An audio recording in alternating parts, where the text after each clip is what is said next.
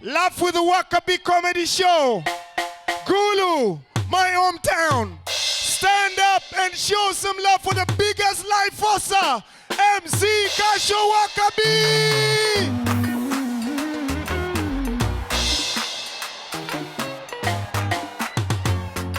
Sure. Put your hand, go walk. Your name go open doors. You self go be a boss. Hey. Everything you put your hand, go walk. Your name go open doors. You self go be a boss. Everybody. Amen.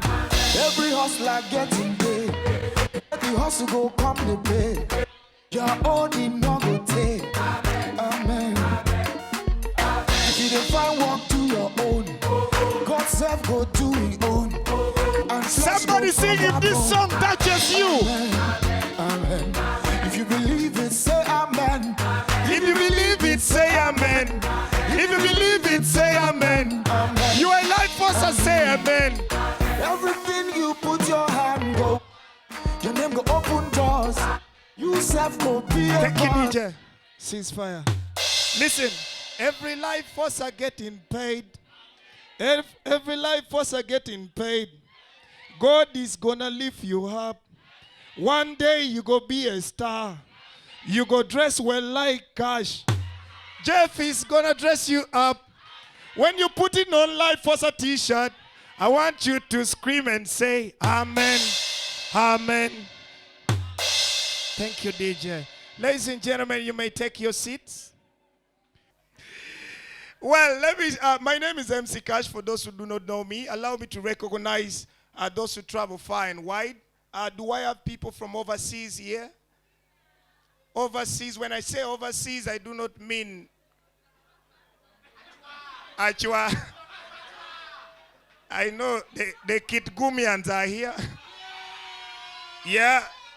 So overseas, thank you so much. I can see my sister here. Thank you so much for coming in. The last time I saw you was in Los Angeles. And you know, I've stayed in Gulu for quite some time, and I'm trying to lose my accent. But yo, you good? I'm so happy you flew in. Oh, to see me. God bless you. And I got my sister right there. Sister, man, I just want to appreciate you. Thank you for coming. You gave me some dollars. Some dollars. Are we going to spend some dollars?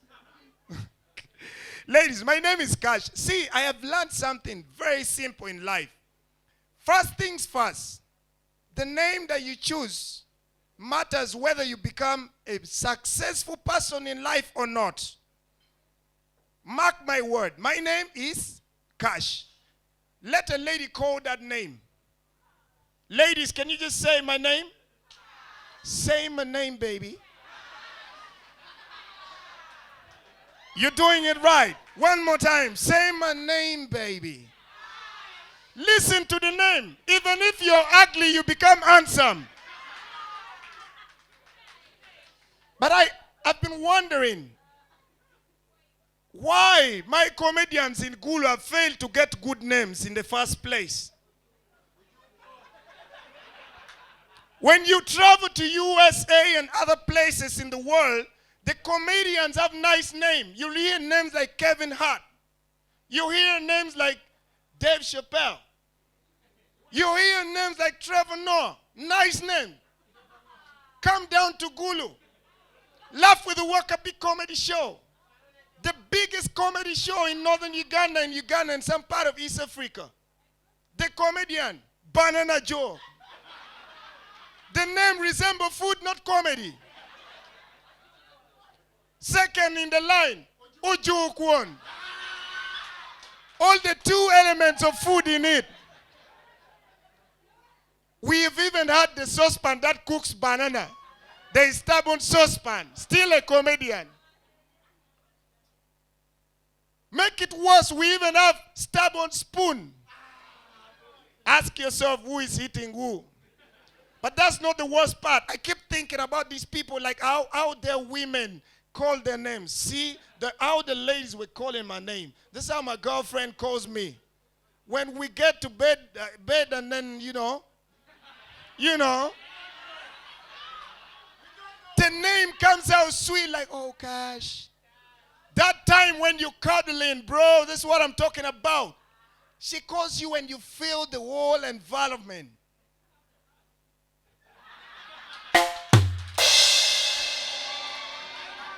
It is only broke ladies who ask such questions.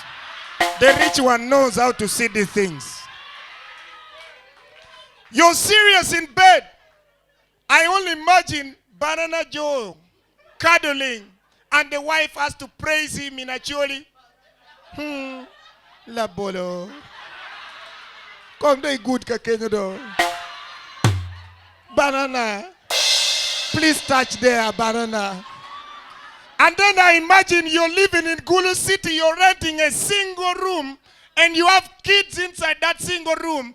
At 2 a.m. in the night, your wife calls you and says, La bolo, come they good kakenyo. The kids hear La bolo and they shout, Mom, ya bango. Like, Mom, just give me and I chew that La bolo. Then the mom replies in the low tone, how do you chew your father? Funny names. It is even worse with the joke one. 2 a.m. in the night, the wife has to praise him when they're cuddling. Kwon nani? Wonga kop. Like she has to find all the nice names surrounding Kwon to make him feel good. Like, oh, yellow cob. Please start there, yellow cob. Guys, let's pull up our socks now. Let's pull up our socks. First things first, today I'm in office. Please feel free to bless me. If you want to bless me, just walk here and bless me. Yeah, the camera rules doesn't allow me to get out of stage. This is called love. Why haven't you guys shown me this love before? I turned 30 years in January. I'd never celebrated my birthday. I saw people's birthdays, how they were celebrating. One lady called me for a birthday. They brought her a car key as a gift. The friends came with money wrapped up in wines, and I was like, wow, Kash, you are loved. You have people. Organize a birthday. I called people at my home in Ireland, sent messages to my friends. I said, yo, the big boy is turning 30 years. Come with gifts worth 30. Little did I know that people in Guru, if you mention gift, it's like you have said, don't come. I told my landlord, I said, there is a birthday party tomorrow. Please come with a gift. He said, with what gift? I said, gift, yeah.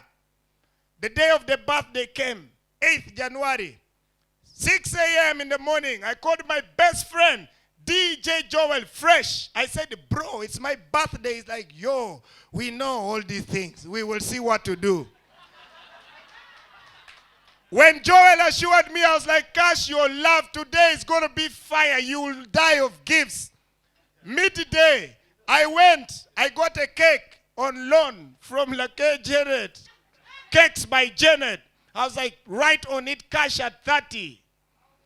I sent them messages. I said, guys, the cake is here, but come with the beer.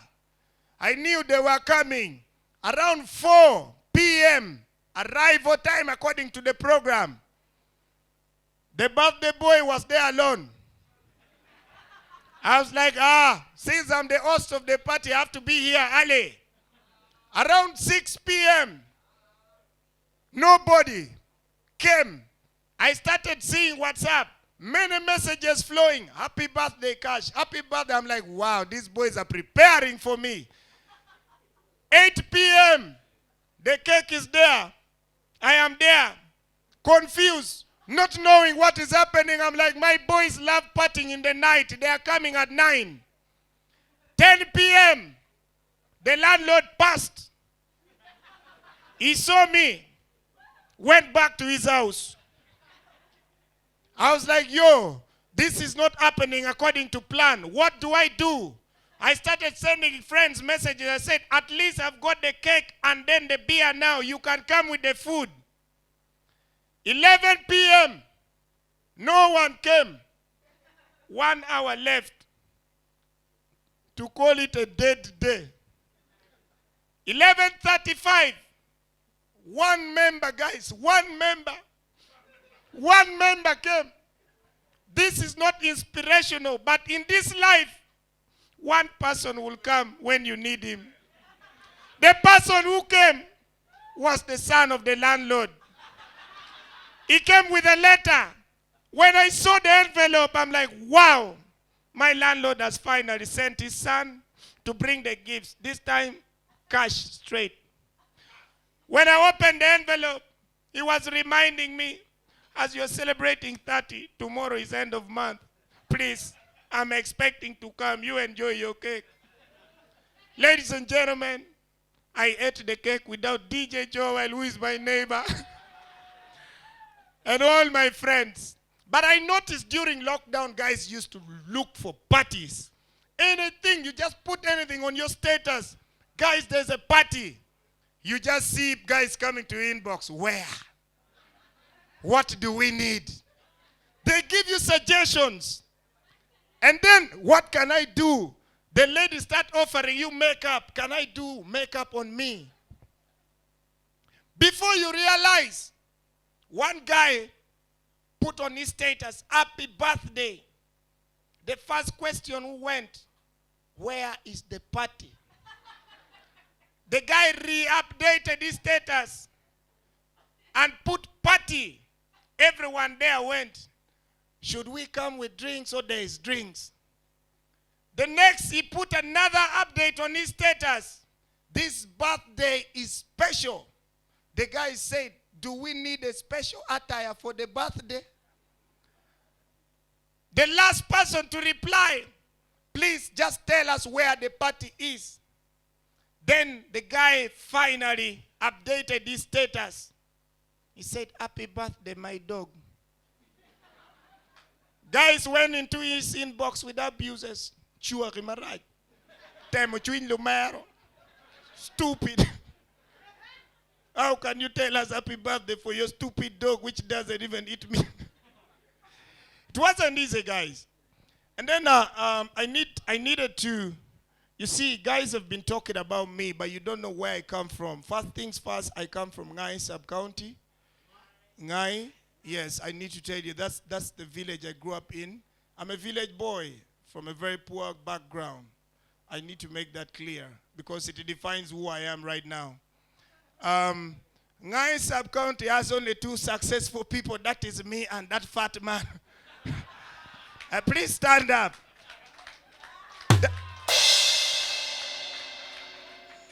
We are all honorables. We are all honorable. Just that is an honorable councillor. For me, I am an honorable member of the microphone.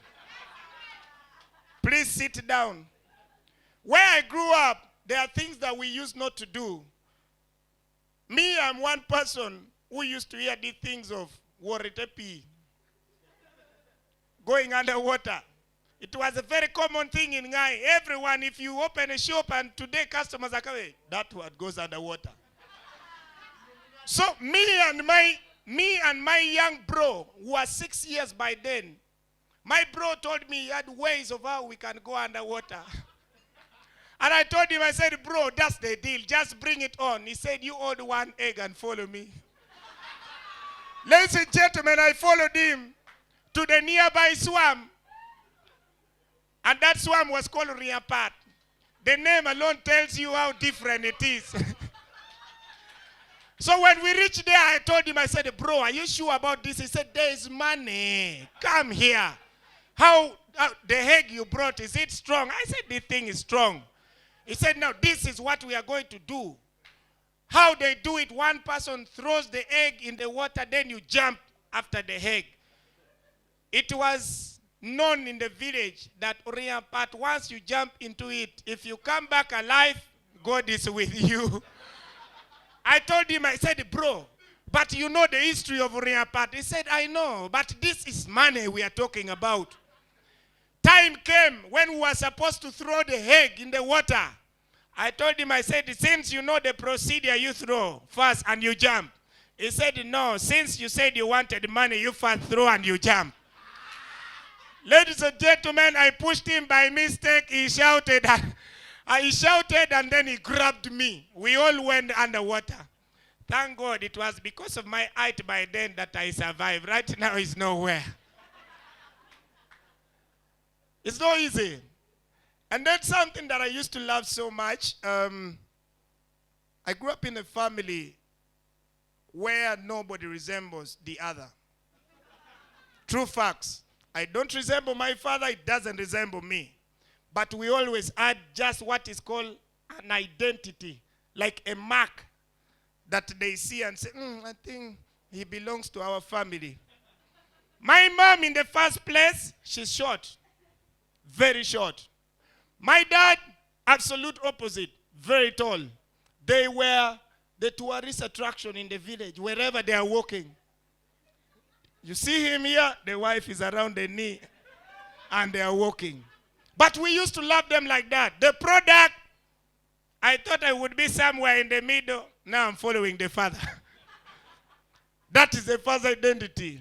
Second identity, if you look at the face, normally when they see your face and say, wow, the face is like for the father. Mine isn't anywhere close to my father. The only thing that made me look like him was seen 21 years later. That is the bald head. They now started predicting when they see my hair disappearing. I think it looks like Okad. And they would quarrel with my mom by the every time. But that boy is not ours. My mom believed so much about the body. She would be like, at least if you cannot believe his smaller eyes, believe the bald head. It's like yours. She always warned my dad because of that. And then one thing I need to tell you guys, fathers, do we have fathers here? African fathers, like it or not, we are the worst. No, we are the worst. Fathers don't give a damn about their children in most cases. And this I need to make it clearly. I grew up in a family where my father would treat you like a rebel. Don't dare do anything that hurts him. One day, I escaped from home to go and watch football. I came back, I got my dad, I'd put a notice at the doorstep. Enter here at your own risk. When I saw it, I was like, no, this is not for me. On entering, I got him seated right at the couch. The first slap that I got made me remember how Liverpool failed to win the game. I started shouting, Liverpool, why? I confessed all my sins in one slap. And one thing with him is, every time he's beating you, he reassures you that he's your father, nothing can happen to him, even if he kills you. One day, the slap became very serious, locked me in his room, he slapped me, kicked me. I saw no way of escape. My stupid brain told me, Kash, fall down. Stop your breath. Pretend like you're dead.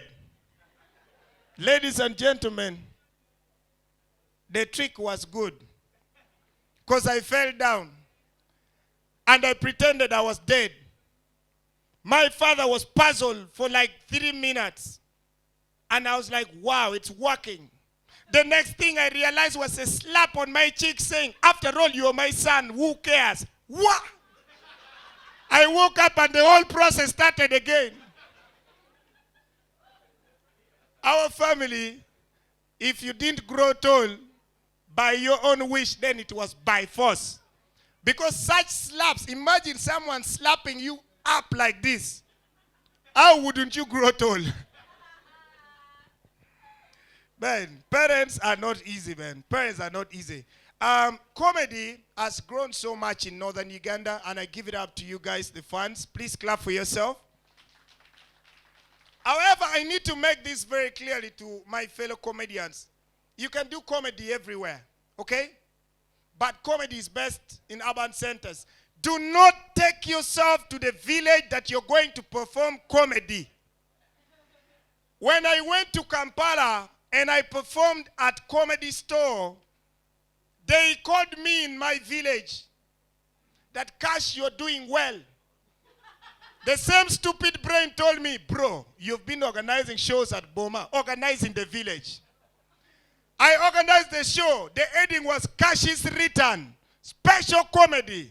Little did I know, everyone who was reading the word comedy was reading differently. On the day of the show, the MC who stopped in P1 first term was to call me on stage. Ladies and gentlemen, Luakengai is our son. He has been there in Kampala, that store, you know. It's not like our store here. He is here today. He is a very good commando. Give it up and welcome Commando Kash. As usual, I entered on stage. As I was talking, everyone was quiet looking at me the way you're also looking at me. 2 minutes later, they are still looking. I am giving my punchlines. No one is laughing. The promoter who was to pay me, the owner of the hall there, looked at me and kept on doing like this. I thought he was saying, I am giving vibe. He's enjoying. I continued with my forcing life on stage. Not until one person stood up and said, like if you're a commando, just start kicking us. Don't waste a lot of time.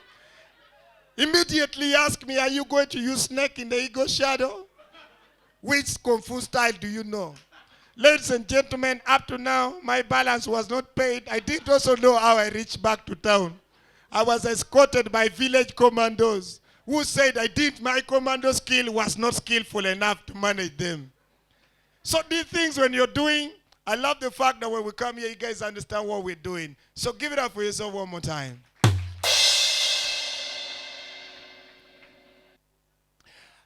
I went to school. I'm not a fool.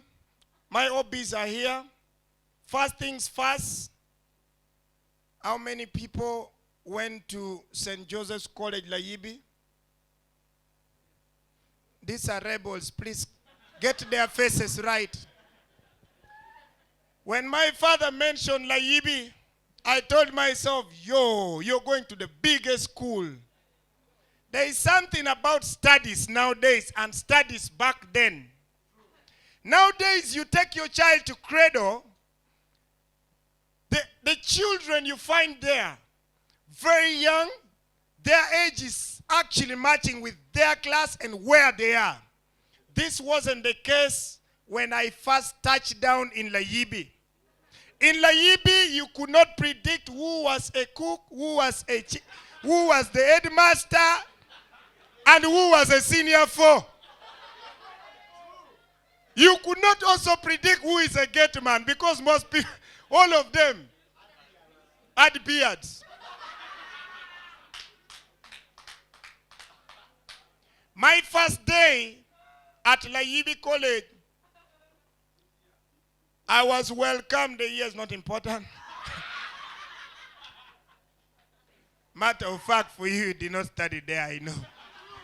So yeah, my first day at school was terrible because I entered the gate and the first person I greeted, sir, may I know the dormitory for senior one?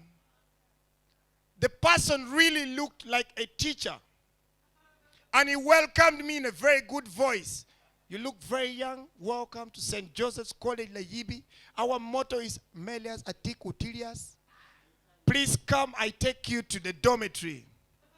As we were going, 3 people rushed for my basin. 2 were on my case, trying to already open the case. I said, sir, see what they are doing. He said, no, it's how they welcome people. Ladies and gentlemen, I lost my basin before reaching the dormitory. As I was approaching the dormitory, a very fat man came to me and said, have you submitted your pocket money to the school bursar?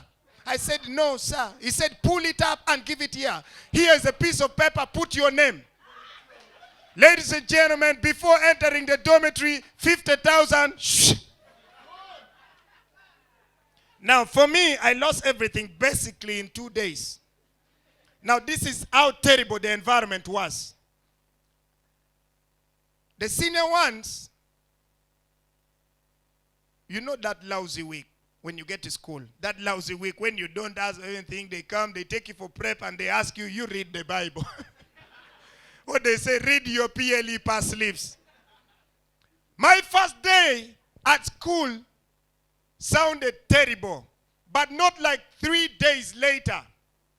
A very smart gentleman walked to our class, senior one read, and said, senior ones, my name is Mr. Ojok Tony, while sipping milk.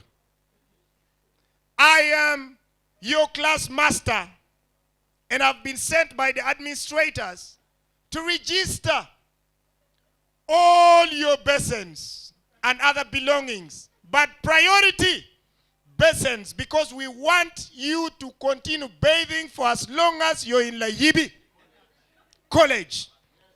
It has come to our notice in the annual AGM, which I didn't understand by then, AGM, what it meant, that the senior fours here love stealing basins. So we've developed a system where we register your basin, we keep in the staff room, and in the evening by 5 p.m., you pick the basins as you go to shower and you return to the staff room.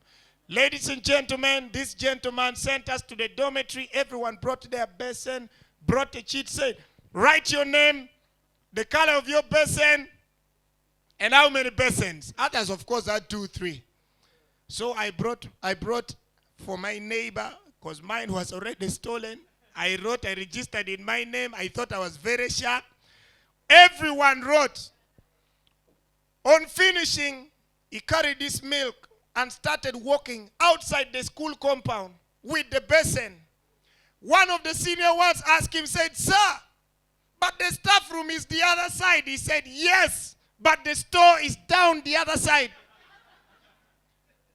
He peacefully went with the basin. Ladies and gentlemen, 3 days later, no bathing. We went to the administrators to strike. Our basin, our basin, our basin. The headmaster came and said, what is this all about? Said, sir, Ojok Tony took our basin, but he has not given us and we've not bathed in 3 days. They said, which sir Ojok are you talking about? The administrator looked at all the teachers and asked, he said, Deputy, is there any sir Ojok that you've employed without my notice? It was at that point that we realized Ojok was a senior 4.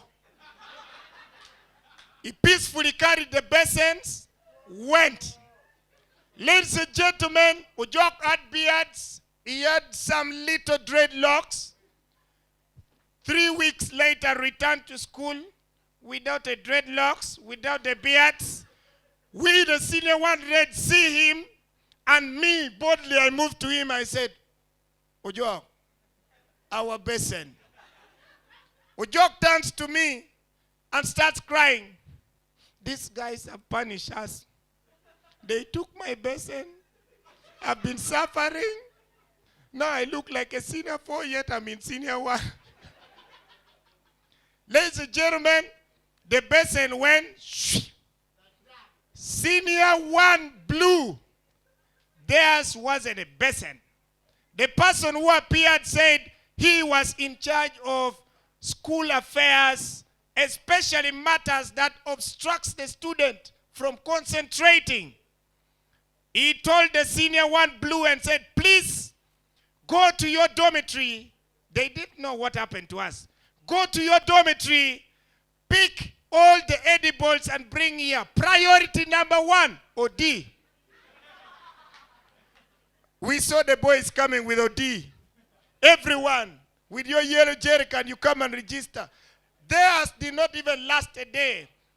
5 hours later, the teacher was in the senior 4 dormitory distributing OD. To make it worse, senior 1 dormitory was just adjacent to the senior 4 dormitory. As you're here eating food, your OD is being distributed there. Me, I saw my OD written on it very well. Kash. Okay, by then that name was not there. Odura. I said, this is mild D. No senior one is going to eat mild D, yet I'm eating dry. I shouted, I said, yo, that's mild D. Please bring it back.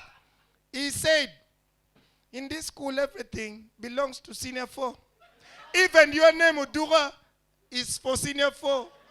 We have a common saying, 4 dong, 4. Ladies and gentlemen, I never saw that OD up to now.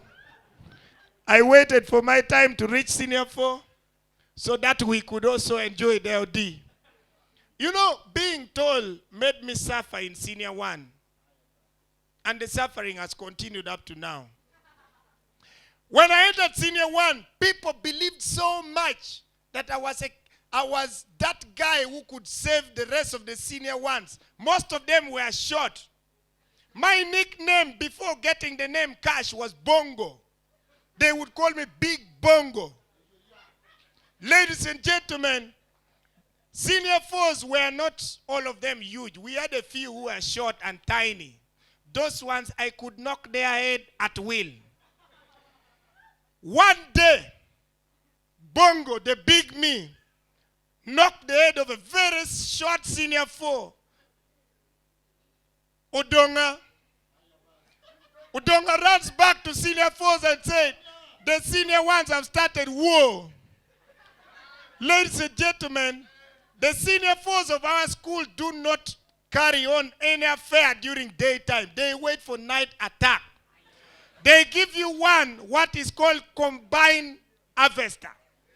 That is a mixture of spoiled bean soup, posho, porridge, and they throw it to your bed. In the night, that is before touching you, just to wake you up. I got that on my bed, bim. I jumped. My stupidity told me, run and slap that guy. Ladies and gentlemen, I slapped Odonga again. Odonga ran back. Little did I know I was already in the middle of the ambush. Odonga just got out of it and I remained. The guys came out clapping. So you are the one, Big Bongo. Big Bongo. In senior 1, Big Bongo. Are you not ashamed to be told like that in senior 1, Big Bongo? The punishment they gave me, these guys never touched me. They took me to their dormitory and asked me to sing until all of them sleep. When I sang and I thought they were all asleep, one person woke me and said, mosquitoes are over disturbing. I should start singing for mosquitoes. Ladies and gentlemen, I suffered. When they left me at around 5 a.m., I went back to the dorms of senior 1 where I was sleeping. I didn't want to die in my movie. I told them, I said, guys, it is the end of the journey for this senior 4s. You'll never see them here. What happened there is for World Cup. I disciplined all of them. As I was saying, all of them, Kume, one had followed me. Ladies and gentlemen, I went back to the cubicle. Not even the head teacher could save me. I was being slapped. Pa! Pa! I saw our head teacher. He was a short man.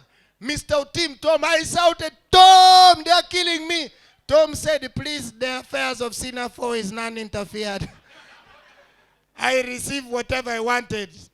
Laibi was a school of war. Ladies and gentlemen, true story. I grew up in an environment where there was no chance for me to even date or get a girlfriend. That's how I maintained myself as a virgin. Until that moment. Primary, actually nursery, they took me to a single boys nursery. Yeah. They didn't want even anyone. Those things of Dini I didn't know. Ladies and gentlemen, primary, I went to a single-sex school. O-level, single-sex school.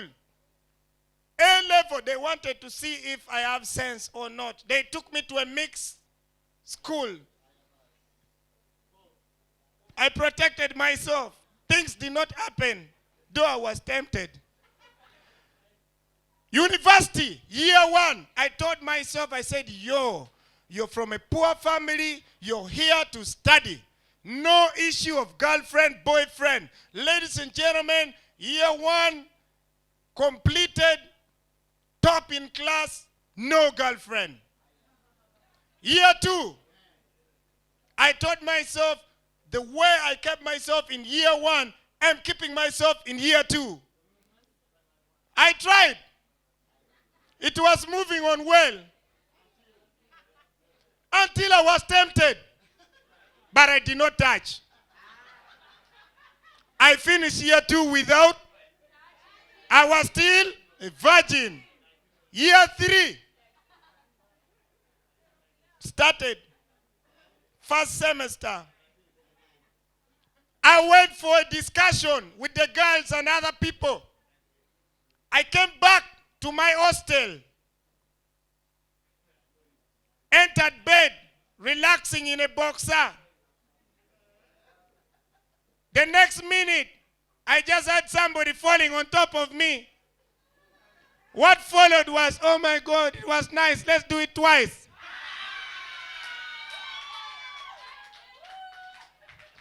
Up to now, things have refused to go back to normal.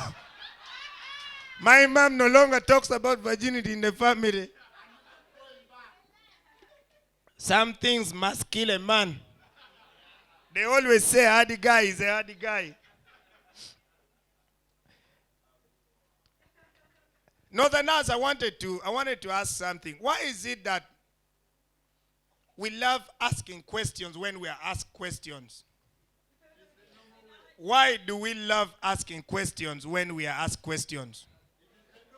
Just keep quiet. He's going to answer with a question. Why do we love asking questions when we are asked questions? You see that fool? Ladies and gentlemen, my brother failed to get a job because of that same reason. We ask questions when we are asked questions. He was invited for a job interview. The interviewer asked him, said, "Sir, what is your name and why have you come here?" My uncle asked him and said, "Why have you called me here if you don't know my name?" The interviewer took it cool, proceeded and said, "Yes, we are looking for a manager. Are you qualified for this job?" He asked the interviewer, "Didn't you read my CV that I sent to you?" The interviewer, not yet annoyed, asked him, said, "What is your qualification for this job?" He asked the interviewer, "What qualifications were you looking for?"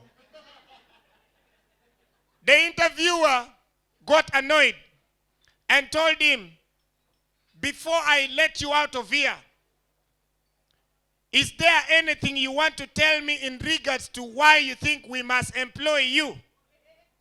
He asked, "Why did the guy who was here before this empty vacancy leave?"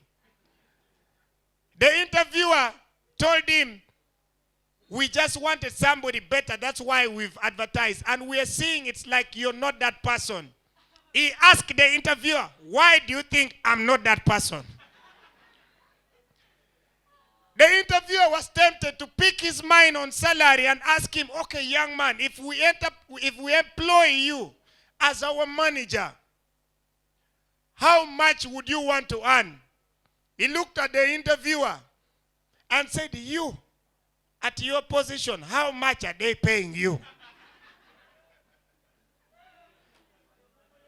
The interviewer asked him and said, answered him and said, "That is not what?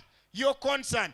Tell us, how much do you want us to pay you?" He said, "Okay, if I may ask, how much was that guy earning before?" Ladies and gentlemen, they told him, "Okay, you can leave. We are going to call you." As he was leaving, he asked, "When are you going to call me?" Up to now, he's at home waiting for the call. For me, I've tried relationship, and I don't think I'm very good at relationship. I'm going to be very frank with this. You see, I think it is because I've always dated girls from the north, and they treat me like bros, I think. Yeah, it's like they treat me like bros. Listen, if you ever get, I want you to take this time and study what I'm going to tell you. True facts. Girls love introducing their boyfriends to their girlfriends. Okay? Like when you've got a new guy, you ask for his pic, he gives you first interview, then you ask, you ask yourself, then you move to your friends with the boyfriend. Africans do it quite differently from how Europeans do. Listen, a white girl is going to get her boyfriend and move the boyfriend to the friends to introduce. First things first, the whites will appreciate you the way you are, regardless of the situation. This girl, Amanda, picked her boyfriend who was on a wheelchair and rolled it to her friends, Jessica, and the 3 other friends, to introduce the boyfriend like, oh, Jesse, this is my boyfriend. His name is Jonathan, and Jonathan has been in the U.S. Navy for about 10 years. Before anything, the friends are going to compliment her and appreciate the boyfriend.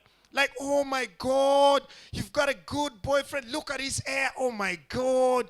They appreciate even him knowing how to sit on a wheelchair. Like, oh my God, he knows how to position himself in this.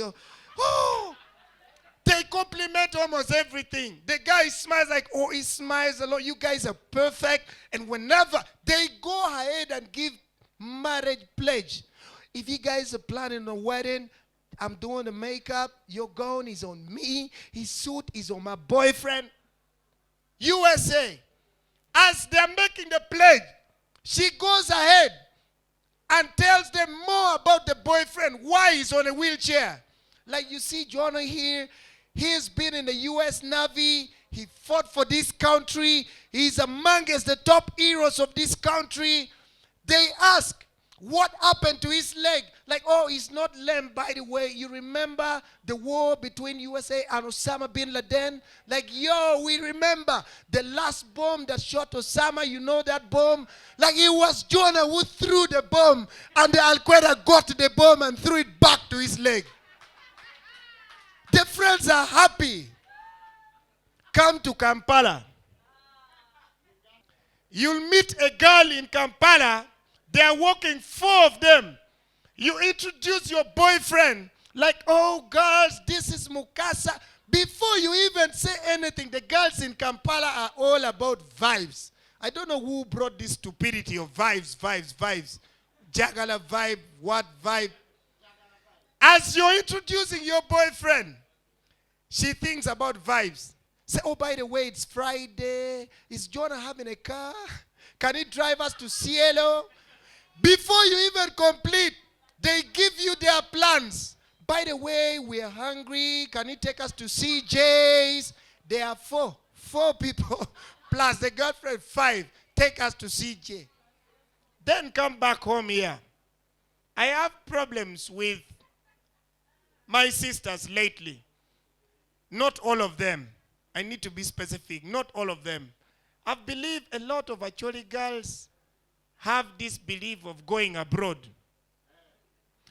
As you come and introduce your boyfriend to them, if the boyfriend is a langi, oh, actually, you've wasted time. The friends will discourage you to the last dot. You come like, oh, Apio, ni Rubakene. Rubakene is my boyfriend. Me and him, we met in, he did not reach Guru University. He studied at Alliance Adult Education. Then he graduated and went and did you have certificate in carpentry. As she's introducing the friends, call her aside. Achen, first come. Kebingo, look, money tiye. As Achen is coming, she pulls the phone and starts showing Achen. this kind of boyfriend you are getting, I hope you have not forgotten our plan. This guy, you see Rubak, and the name alone can tell you that it is God to help you out of this. You see this Muyindi here, this Muyindi. Yeah, Patel. This is the real brother is Fahi, the one you see in the Bollywood. He sent me a message. For me, I'm going to India. You will see me in Z World. You be there with your Rubak. And as she's about to go, another friend comes. Now, you see this one here, this one stays in Dubai. He's not very handsome, but the wallet is okay. You be there with Rubak. What will Rubak do for you? He has studied certificate in carpentry. Before they even move a mile, she changes her mind and goes to Rubak and Kirawana will be churi kwara wakere. Rubak Jimmy pick a dida. We are not supposed to force this. You said you did carpentry. I am sorry, I have a dream to go, even if just Sudan here. Please, me and you, we cannot continue dating. You are just going to ruin my future. I don't want to leave you in a bad way, but please, just help me. You remember the other bed you said you can make, the bed. Since you're a carpenter, just make for me pallets for my house. Just like that, the relationship is. By the way, this thing goes a long way. See, if a white man is chucking you, it all sounds sweet. Just that the only ugly thing in it is the word fuck. Because they love it a lot. A white man without the word fuck is a joke. Even if he's eating food and appreciate you, oh, that food is fucking nice. If he's telling you, like, baby, it's done and it's all done, a white man is going to tell you and it still feels sweet. If he's an artist, it's even better. Look at this guy called Amon. Broke up with a girlfriend. Sang a song about it. Fuck what you are. I don't need you now. You know that song? Join in if you know it. Oh, oh, oh, oh. Oh, oh, oh, oh. It is a chucking song. It sounds sweet. The relationship still continues even when you've left each other. Nigerians, somehow similar to them. Chike broke up with his girlfriend and he went and sang a song about it. Oh, Chike, oh, this is hard for me to say. But I'm going to say it anyway. I've fallen out of love with you. Cool. It's nice. You just listen. Even if you didn't want to leave him, you live in peace. Judas broke out with his girlfriend, Lawino. Went to studio. Judas sang a song about Lawino. Lawino. Choke terra nini weng to a cherry a diggy. Jacketin wing chick of a bear, a diggy. I go and match young to a dig. I heard this and I'm like, yo, this is not how it's supposed to be. This is not how it's supposed to be. Listen, do you guys know that women are very smart in whatever they do? Ladies, if you're here, by show of hands. Women or mothers, I give it up to you. If you're a mother here, clap for yourself. Listen, men, like it or not, we have to admit that there are things that women do that a man can never do. Believe me, if you're married, you'll testify. If you have a mother, you'll testify. Listen, a woman can cook for you food.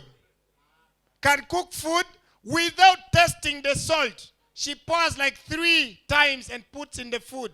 Let the food come out. The food is going to come out so nice. The salt is on point. My father got annoyed with my mother and decided to cook. He said it was Mother's Day.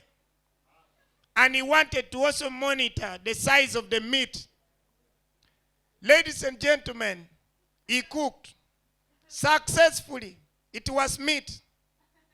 We did not eat the meat up to now. The salt that was put in the meat, we washed the meat 3 times, it wasn't still eatable. We left him with the meat and said, Papa, it's not easy. Do we have drunkards here? Drunkards? Drunkards. Okay, people who drink alcohol. People drink alcohol. Do you guys know that drinking alcohol during lockdown was the toughest thing? Very hard. Like finding where to drink peacefully. Yes, you drink, but finding where you can drink alcohol peacefully was the hardest. And this is what happened. Me and my friends who are looking for where we can just drink, even if 1 bottle. My friend Rock gave me a suggestion that, yo, Kash, Ogik is essential worker. I told him, I said, what is Ogik doing currently? That he is a carpenter. I said, it's still okay. So what exactly makes you think we can go and drink from Ogik's place? He said, Ogik makes a very interesting protection that will help us. I said, what is it? He said, coffins. Ladies and gentlemen, because of the love of alcohol, we pulled ourselves and we went to drink from Ogik's place. First day, we took about 3 crates. Very successful. Second day, we carried ourselves and went back to Ogik's place to drink. LDUs came. When they came, Ogik saw and said, guys, I have 3 coffins. The best thing you can do is carry yourself peacefully and enter inside there peacefully before these guys get here. Ladies and gentlemen, we entered inside the coffin. I remained outside because they trusted me because of my loud voice and said, you remain outside. Talk to this policeman. Ladies and gentlemen, there was nothing to do. Ogik told me there's no talking, just start crying. And I started crying immediately. My friends were inside the coffin with our beers drinking. Yes. As we were there, the LDUs entered. They got me crying. This death, very bad. How can you happen during lockdown? How are we going to bury him up to Ngai, yet there is no movement? They felt my pain and they said, yes, indeed, this boy is mourning. Let us leave them. They left me. As they went, the boys came out of the coffin. Only 3 beers were missing, but the rest was safe. We continued drinking. We told ourselves like, yo, these guys came today. They will not come tomorrow. You know how police do their patrol. Like if they have checked this area today, they take like 3-4 days and they come back again. The next day, we bought another 5 crates and we started drinking. Ladies and gentlemen, the 3rd day for us men, if they tell you a man dies on his 3rd day or 3rd round, please don't complain. It is true. This time around, it was the 3rd day we were drinking up to around 2 a.m. in the night. We thought we were drinking in silence, but the noise we were making was being heard from the CPS. The boys showed up at 2:30. We saw them. When we saw them, I said, guys, where are the coffins? Let's do the same trick. Little did we know it was a booming day for my friend Ogik. He sold all the coffin. There was only 1 left which was not complete. Ogik said, guys, these are the same soldiers that came the other day. They know these faces. Kash did not enter last time. There's this coffin, it is not finished, but let Kash enter. Ladies and gentlemen, this was a baby's coffin, not complete. It just had the frame, the roof was halfway. The boys pushed me inside the baby's coffin. The pushing was not bad, but how they pushed me is what annoyed me, because they pushed me with my head inside, the legs were outside. You know how you lie in a coffin? The head is supposed to be here and the leg here. Now for me, they pushed me the opposite side. Yes, I persevered. When these guys entered, their crying was not hard enough to convince the soldiers that this is really a sad situation. They were crying. All I heard was the commander saying, yesterday but one we came, we left you. Today we want to take the coffin to its right place. I was inside the coffin. Something told me, Kash, just whisper and say, don't go anywhere with this thing. But I told myself, no, this might be my escape plan. They might take me out of here and arrest my other friends. Let me remain. Guys, they took me in a coffin. I entered this coffin. You know, have you ever felt like a VIP in life? They pushed me under the 9-9, and I was being guarded by 3 soldiers here and 3 this side. I was in the middle with my beer enjoying. Something told me at once that, Kash, these guys might actually take you either to CPS or to the mortuary. Alcohol told me, you cannot go to the mortuary. This is CPS straight. They will understand that you are a drunkard and leave you. Ladies and gentlemen, Gulu main police station is just adjacent to. These guys passed the CPS. It was at that point that my mind told me, yo, shit is going down right now. Act. Ladies and gentlemen, I told myself, kick the coffin and just jump. Something told me soldiers have a straight rule that any spirit that comes out of a coffin must be shot. I told myself, if I jump, these guys will shoot me. Let me persevere and reach the destination. Within the next few minutes, I saw the mortuary from a distance like this. Ladies and gentlemen, moving to the hospital during daytime and seeing the mortuary, beautiful experience. When you're inside the coffin, not dead, but seeing the mortuary was experience. I saw the askari at the gate of the mortuary, and these guys just pushed.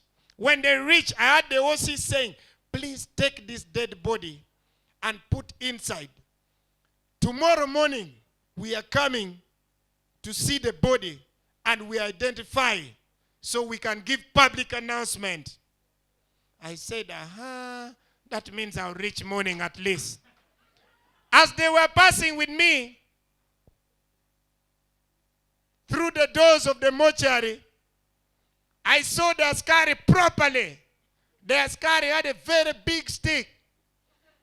I asked myself, I said, what is this one doing with the stick? I didn't know the purpose. They took me inside. As they were moving with me, I was peeping through the airspace of the unfinished coffin, seeing people's legs. There was one which had a very dirty leg. I don't know where he went, over heaven or hell. The leg was very dirty. Then there was one who was also lying there, very fat. I'm like, yeah, this one will find a space in heaven. So they took me and put me in between 3 bodies. My mind still wasn't thinking I'm in a mortuary.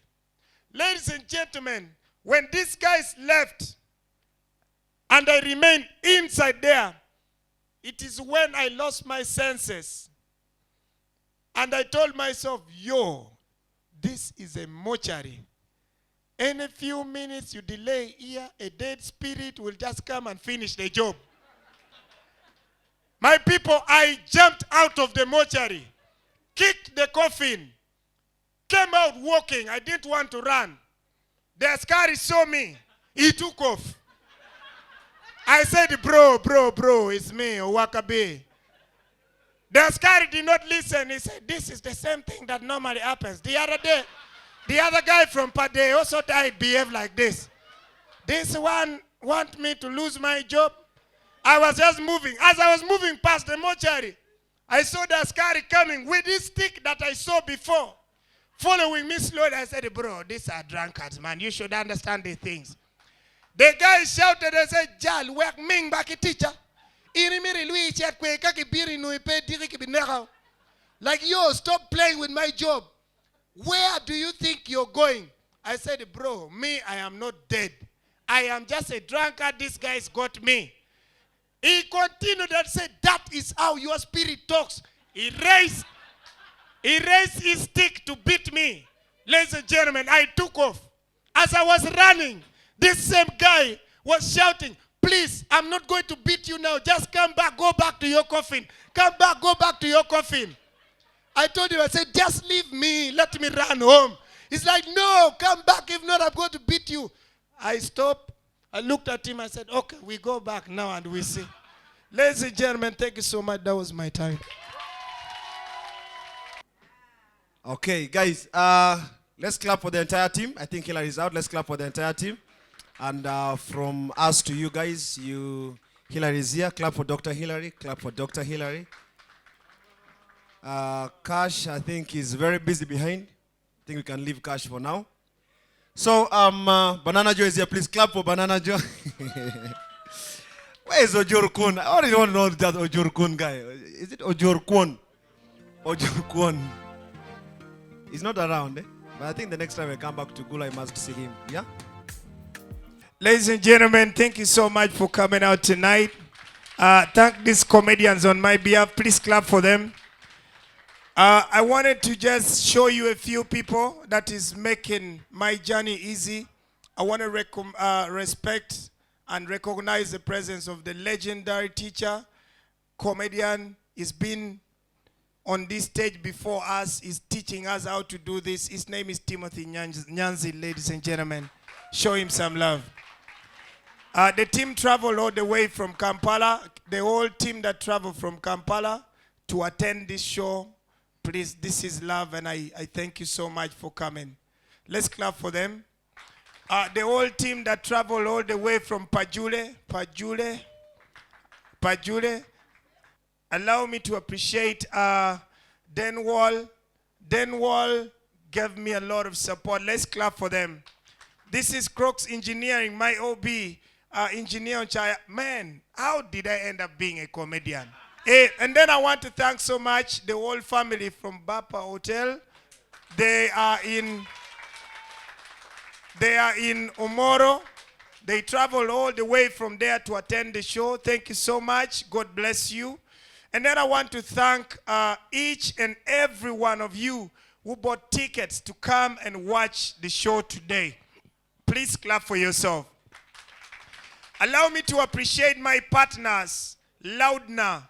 Loudna has made my work very easy. You just need to download the app and buy your tickets from the app. And then I want to appreciate Boma Hotel, my home forever. Boma Hotel, clap for them. Of course, 5-star hotel. And then I want to appreciate the crew that I work with. We have the team that traveled all the way from Lira. DJ Val and the whole team from Lira, I salute you. I want to appreciate, lastly, my camera crew. That is Chess and Zion, pictures and videography. Thank you so much. Our big-time photographer, Pato. He got the best shot, Pato Shots. Allow me to appreciate my designer. His name is Jeff Elegant Suits. Put up all these looks. Please let's clap for him.